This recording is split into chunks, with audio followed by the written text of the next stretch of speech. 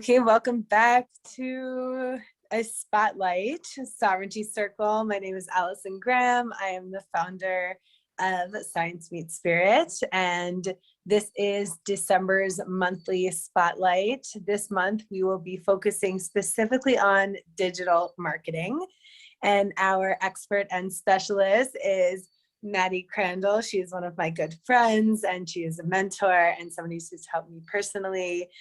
She is a digital marketing specialist, and she also does authentic marketing and visualizing for branding.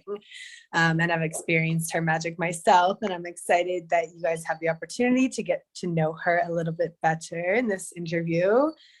So welcome, Maddie. I'll let you introduce yourself if you'd like to. Hi, everybody. Where you're based. Thanks so much, Allison. It's always a pleasure to be working with you. You've been one of my mentors as well. I love the co-mentorship that we have and creating magic with you, and just getting to visit you in Guatemala was amazing as well. So my name's Maddie Crandall. I'm originally from upstate New York, but I'm currently based in Denver, Colorado. I went to school in Ohio, and I got a bachelor's degree in public relations with minors in marketing and advertising and a concentration in music business. So I was really focused in a lot of the PR work and the marketing and advertising skill set during my collegiate career. And I was tying everything into the music industry because that's been one of my biggest passions for a while now. I also just recently dabbled into the sustainability industry. So a lot of my work experience is associated with that. I lived a zero waste lifestyle for over 2 years. And I'm a big traveler. I love reading. I love books. I love creating conscious events, which we'll touch on a little bit. But yeah, I'm currently based in Denver, Colorado, and I'm super excited to help. I think often with marketing, we've strayed really far away from authenticity. And I'm just excited to share some tools to get back into that. And everything with marketing is it's very straightforward. So there should be a lot of simple tricks to help everybody out there. Okay, cool. Yeah. And so Maddie will be featured on our next live training. I think we decided on Wednesday the 15th. So that's like in a week and a day or something like that. So before the holidays, kind of get you inspired to tap into your marketing, tap into your key messaging, being able to talk to your audience through the holidays. If you don't have anything set up, don't sweat it. Kind of do some like 101 basics in this. Yeah, it's great time for it. It's perfect. And we'll do some basics in the training. But right now I kind of want to have the listeners get to know you a little bit better. So the first thing that kind of struck me is that you lived a zero waste lifestyle for 2 years. Can you just touch on that a little bit? Because I think that's so interesting. Yeah, I can. So I actually saw a Vice video one day in college. It was my senior year of college, and this girl had fit all of her trash into a like mason jar, like this big. And I was just like so inspired by it. And I was like, how did this girl fit all of her trash in a mason jar for 1 year? And coincidentally, I was interning for Envision Festival, an international music festival down in Costa Rica. And they've won the most sustainable festival award for a greener festival in 2018. And I was just diving into all of these new like environmental trends. And this term waste-free living was just like dabbling in my life. I saw the video. Envision Festival prides themselves on being a mainly zero waste event as well. They have a whole dishware program and cup program and everything like that. And I took like 4 months of transition time, and I was like, okay, I'm going to give myself up into the new year, because I'm really big on New Year's intentions. Like I set huge ones for myself.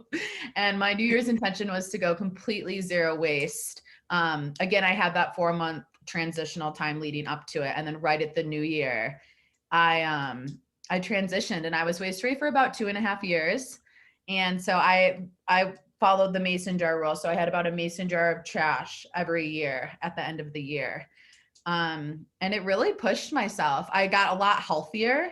I cut out junk food, like sugary drinks. Like I wouldn't stop at the gas station and grab drinks anymore, or snacks or chips. And I lost like a lot of weight and really attuned into my like most healthy self from doing that as well. And I learned discipline, and I learned that was like my first form of activism as well. I was like, sometimes you can't really influence too many people around you, but by showing up and like refusing things that are plastic and like showing up in that activism power, it was my main form of like communication and power for a while. Wow, so crazy. Like imagine that would be revolutionary if the whole world was just like, okay, for a year, we're only gonna have a mason jar worth of garbage. Like, could you Mhm. imagine the amount of things that you just couldn't have or do, which is Yeah. fine. Like that's all about living a little bit less wasteful, right? Yeah, But there's a quote that's we don't need everybody living zero waste perfectly. We need 1 million people doing it imperfectly. And I couldn't yeah. agree more. Yeah. And so I know that you have a little bit of activism in you. I know you have a little bit of like permaculture, this like theme that Mhm. runs through your life.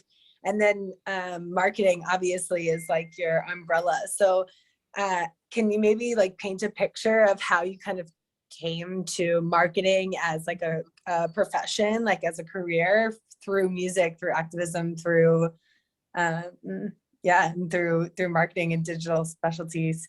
Yeah, of course. Permaculture too. Another thing that was birthed from Envision Festival that I discovered and just completely took a hold of my life. And now like I'm just so interested in social permaculture, which is again just like these capitalizing on these huge movements that are happening and figuring out how to do it collaboratively in a group setting. But essentially, what got me into marketing was falling in love with some of these movements that was happening. I was working in the music industry, working for Envision Festival as their marketing manager for 2 years. And I was seeing these conscious, music driven, community driven events happening. And I was like, this is what the world is supposed to see. And I was like, this is answering people's problems.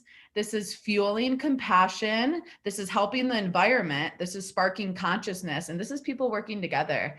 I often relate it to when you're coming off the end of a music festival and everybody's on this high of living with community and doing what they want and owning like true sovereignty in those moments. And I'm like, like we should be living like this every day. And so I just got really passionate for promoting some of these movements and events that were going on. So my love for marketing came from the desire to start pushing out conscious events, authentic marketing, and some of these bigger movements that were happening, fueled by that community driven kind of like lit up, energetic party lifestyle as well. Yeah, I love that because it really does kind of it takes the unconscious out of partying. Like when I go to a festival, it's because it's a celebration of life and it's a Mhm. celebration of being human and being alive and being able to have these ecstatic experiences. And so it kind of takes away some of the dogma, the stigma, if you're able to consciously market and like authentically, really more than consciously, like authentically market and get your point across. And I guess you can kind of take that from just a music festival, right, and bring that to say your own personal life or your own personal business or your own personal work, Yeah. and it really, go ahead. I just found this huge passion to like push out into the world with my marketing toolkit what I believed in. And if that Mm. is you believing in yourself and your project, I think I've found a way to be able to tap into the messaging to share that with the world. And that's really what life is about, is sharing what you have to own to the world and doing it in an authentic way. Yeah. Everything's so digitally cluttered nowadays too. Like if your authenticity is there and you're solving a problem for a mass group of people, like you're gonna shine. There's no question. It's getting back to the basics for sure. Yeah. Wow, super interesting. So what was your, so I know you mentioned you have like some degrees and you've definitely studied a bunch, but what was really the moment where you switched into doing marketing as like as a profession? That's actually a great question. So there's a little bit of a storyline here. When I was in college, one big thing, and I always recommend this too, is internships, and mentorships. So once you get involved with these with these internships, finding a mentor there to kind of really hang on to and learn from. So I was in college, and all of my internships I focused around the music industry because that's where I wanted my concentration to be. So there I started to, it's a lot of free work at first, although there's a potent energy exchange that's happening there, even though it might not be monetarily satisfying you at first. Mm. Um, but really I started with just putting myself out there. I'd reach out to bands, ask them to do reviews.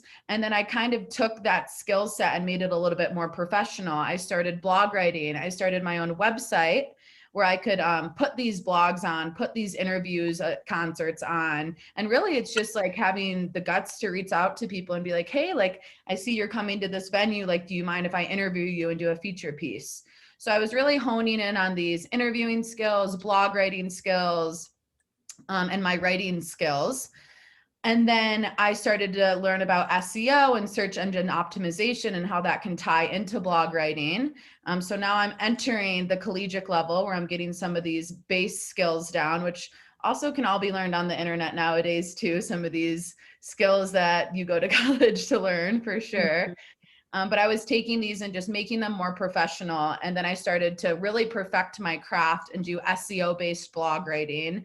And then I started to freelance out to clients. So post collegiately, I would just share my offerings. And as my writing excelled, I was able to freelance out SEO based blog writing, professional bios, and show reviews.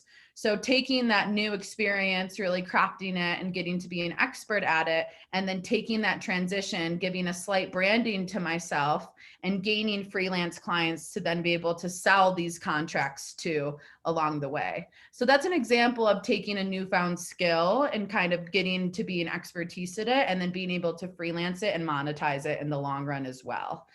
There's a couple of other skill sets too, like web development I learned along the way, branding discoveries, key messaging, persona work, all of these things I've kind of crafted and owned and learned to freelance out to different clients globally.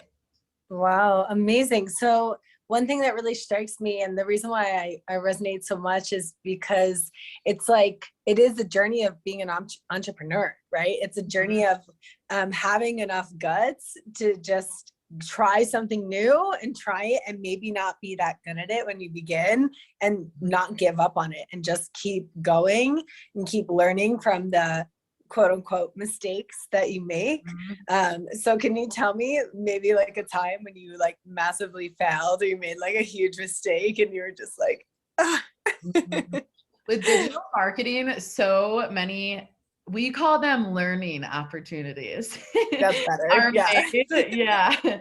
There's so many learning opportunities that happen in the digital sphere because it's link checking, it's spelling errors, it's emails that are going out to lists of like thousands and thousands of people. I think that's where my biggest learning has come from, is just sending out an email, an incorrect email to a large amount of people and just being like, you know, you can only learn from it. Like, what would I do next time? And then you get these systems that are just quality assurance checks, taking the time to like double and triple check things. And I just can't encourage enough going back to the basics, like just honing in on what you're trying to do and not getting so broad. I often think that things get to a little bit out of hand when you start to pile on too many offerings onto one plate. I do think it's best to get really good at one thing, and that's what's going to keep a consumer to come back to you.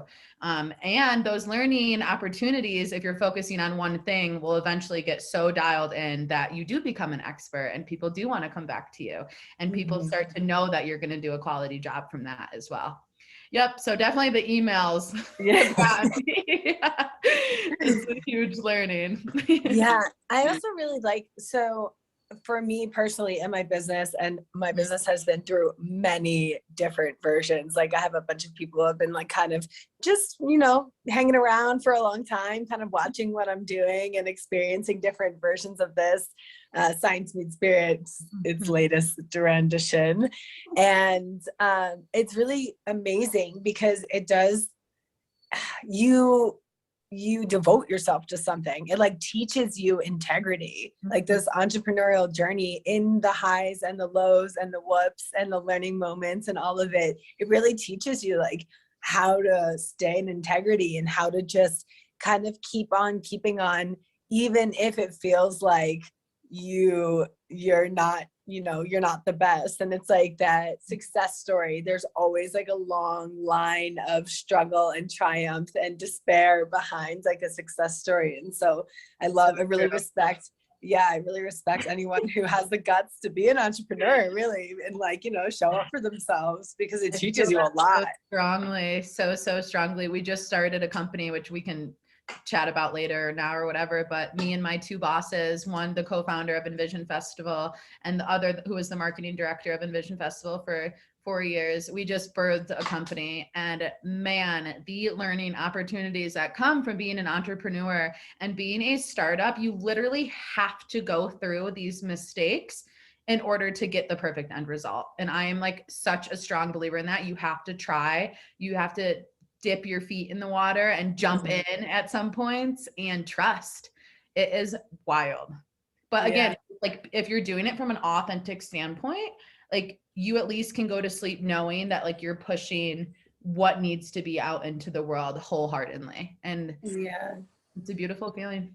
Yeah. And so I guess with that, like touching on authenticity a little bit, what in the marketing realm and in your life, how does authenticity come? When do you feel like a brand is most authentic, and how does it come across authentic? You know, like what do you think are some of the pieces that come with having an authentic brand and marketing strategy? I think there's a couple of different elements to that for sure. I think authentic marketing comes from knowing the problem that you can solve from people.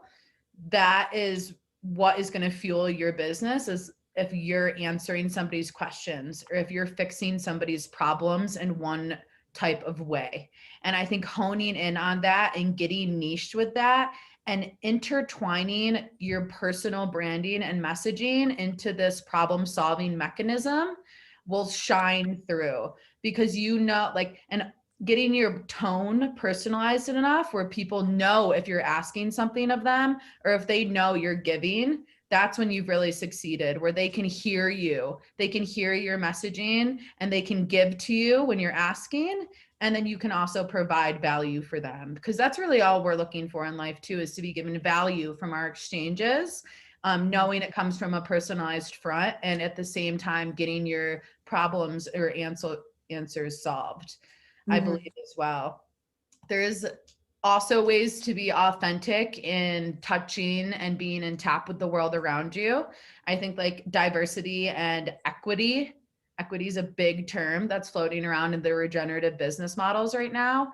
Finding ways to give equity, diversity, and inclusion throughout your business as well is a really good way to represent authenticity, because you're tapping into the social energies that are surrounding you as well. And it's showing that you care. Yeah. And I think maybe at the core of authenticity and an authentic business is somebody who really just cares. Like, I love that, because it's like you care enough to develop your marketing strategy and your messaging and your persona and your tone and your voice and your content, all of it. You care enough to do that so you can share with the world because you care. Yeah. And so it's really interesting because, right, I think we've kind of gone a shift from these companies that don't really, like giant, I won't name any names, but giant companies that don't really care about the people or the world and just there for like really profit. And we're kind of taking a turn to, well, what can we do to help? What can we do to make this better? And it's actually a part of the answer is to turn to the people who are authentic, who are actually in alignment with, who we know. You know, you want to feel like you know somebody when you're going to a brand or a person. If you're going to purchase or interact with that person, you want to know that the energetic exchange is like there.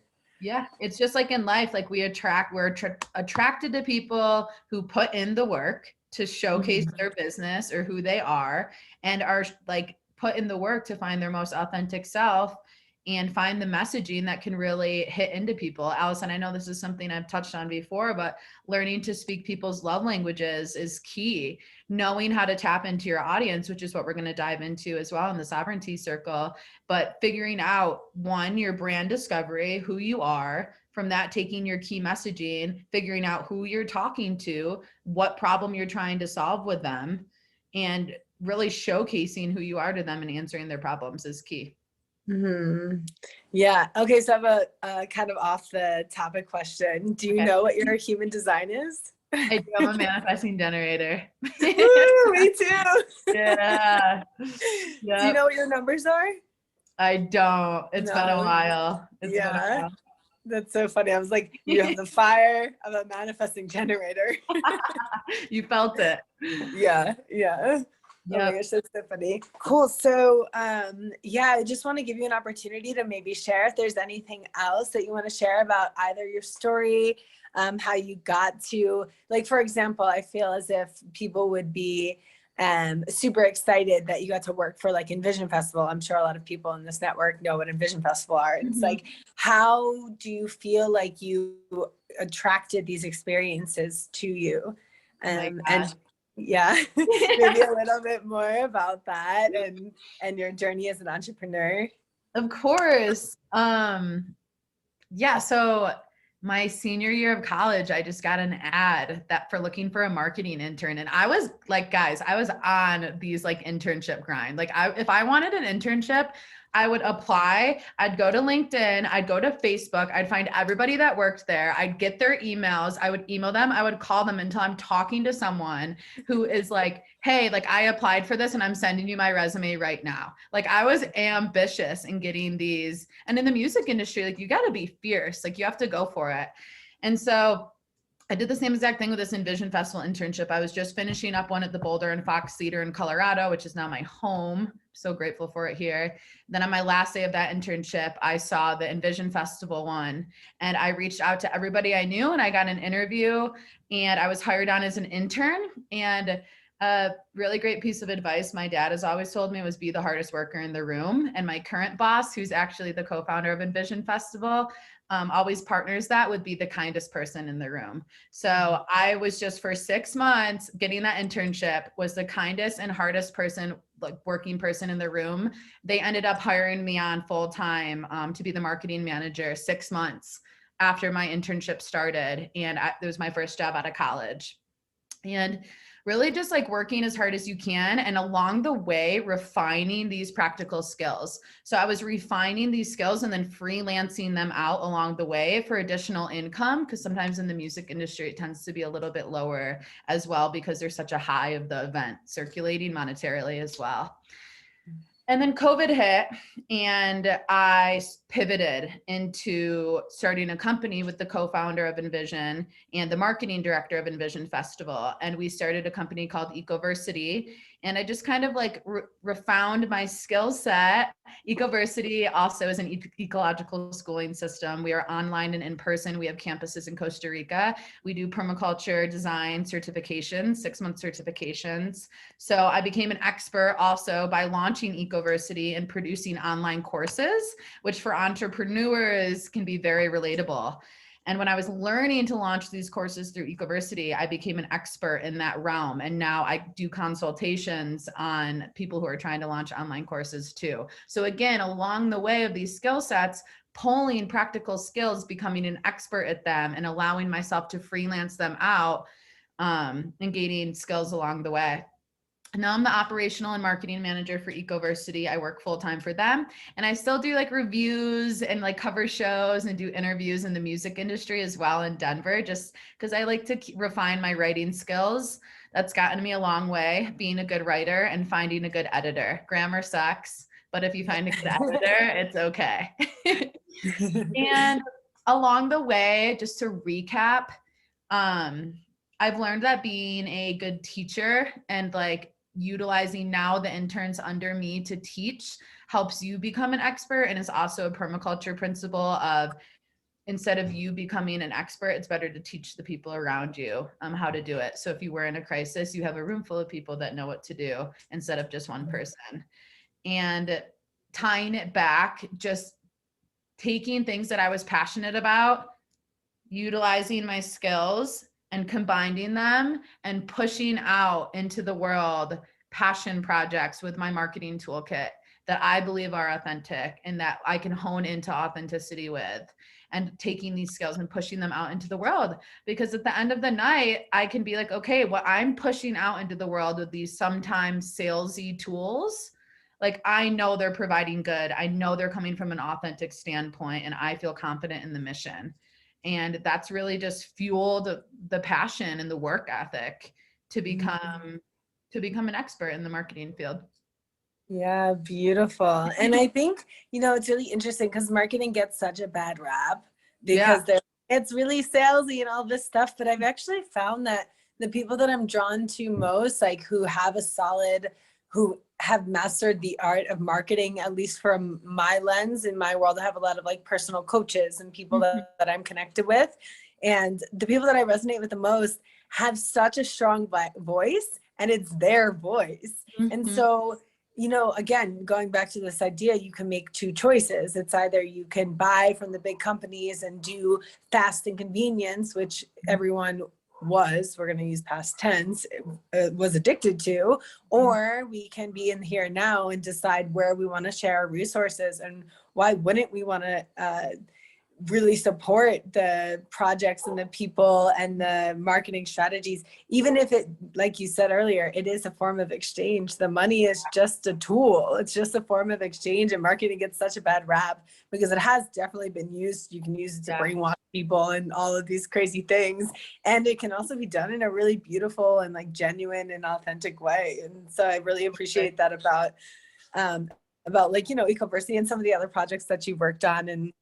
And yeah, just really encouraging people, I think, to show up in their highest form, because that's what lights up the world. You know, there's no other way to save the world. We're going to save ourselves. And this is just one tool. Yeah, it's just a tool. Yeah, like I mentioned earlier, if you're communicating authentically enough, an audience is going to receive when you're providing, and they're going to receive when you're asking. And really, it's just dialing in that communication so the world is ready to receive you. Wow, beautiful. So I will just ask you if there's anything else that you would like to share before we kind of sign off. Just that I'm in full support of this vision. Like I was just talking about, like we might as well like teach a room full of people instead of just one person knowing what to do. Because then if like the light breaks, like everyone knows how to fix it instead of just one master. And I think that like truly encapsulates like what you're doing here with entrepreneurs. Like we all need each other. There's not too many of us. And like we're just better together. The table's long enough for us all, and we should support each other. And there's ways to do authentic marketing and just like push out to the world what you believe in and what you've worked so hard to get to. And it's really exciting. It's an opportunity. Yeah, beautiful. Thank you so much. So if you loved this interview and if you really connect with Maddie's energy, join us for December Sovereignty Circle. We're moving it to the 15th. It's the technically it's the third Wednesday of December. So it's December 15th. It'll be at 6:30 p.m. Eastern time. There's more information. You can check the comment or link box below, and there'll be the link there. And you can check out Maddie. I'll have a little bit of spotlight on Maddie.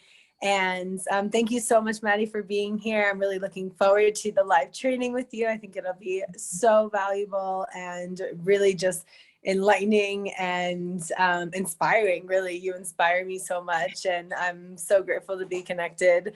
And again, if you guys have any questions, drop them. We'll definitely be attentive to the questions.